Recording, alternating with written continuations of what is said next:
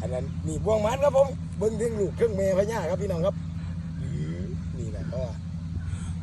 ขี้เตอครับผมขี้เตอยังในหนูผสมอันนี้เลยกำบ่ากำบ่อยอยู่บ่วงสิงเอ้ยโอเคครับผมถือว่าหวานอยู่